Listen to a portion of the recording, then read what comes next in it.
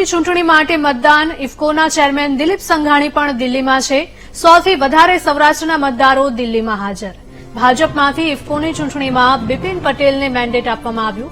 4 વાગે ચૂંટણીનું પરિણામ જાહેર થશે। તો દિલ્હીમાં ઇફકોની ચૂંટણી માટે મતદાન ઇફકોના ચેરમેન દિલીપ સંઘાણી પણ દિલ્હીમાં હાજર છે। 100 થી વધારે સૌરાષ્ટ્રના મતદારો દિલ્હીમાં છે। ભાજપમાંથી ઇફકોની ચૂંટણીમાં બિપિન પટેલને મેન્ડેટ અપાયું છે, જ્યારે 4 વાગે સાંજે ચૂંટણીનું પરિણામ જાહેર કરવામાં આવશે।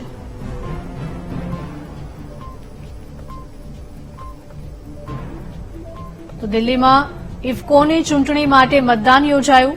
ઇફકોના ચેરમેન દિલીપ સંઘાણી પણ દિલ્હીમાં હાજર છે। 100 કરતા પણ વધારે સૌરાષ્ટ્રના મતદારો દિલ્હીમાં હાજર। તો ભાજપમાંથી ઇફકોની ચૂંટણીમાં બિપિન પટેલને મેન્ડેટ આપવામાં આવ્યું છે। સાંજે 4 વાગે ચૂંટણીનું પરિણામ જાહેર કરવામાં આવશે। સંવાદદાતા શનિ જોડાઈ ગયા છે ફોનલાઈન પર વધુ વિગતો સાથે। શનિ, જણાવશો કે દિલ્હીમાં ઇફકોની ચૂંટણી માટે જે મતદાન યોજાયું છે, જેમાં 100 કરતા વધારે સૌરાષ્ટ્રના મતદારો દિલ્હીમાં હાજર। દેશના વાત કરવામાં આવે તો આજે દિલ્હીમાં ઇફકોની ચૂંટણી તેનું મતદાન છે તે ચાલી રહ્યું છે।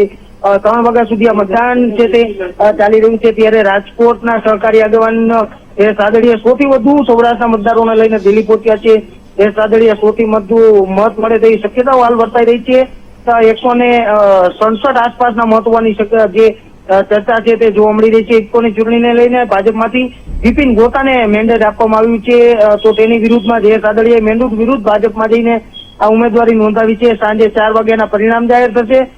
ઇફકોની ચૂંટણીમાં દિલીપ સંઘાણી, જે સાદડીયા, મોહન કુંડારીયા સહિતના સૌરાષ્ટ્રના નેતાઓ છે તે જોવા મળી રહ્યા છે। ત્યારે ઇફકોની ચૂંટણીમાં કોનું પલ્લું ભારે રહેશે તે જોવાનું રહેશે। જી બિલકુલ શનિ, આભાર।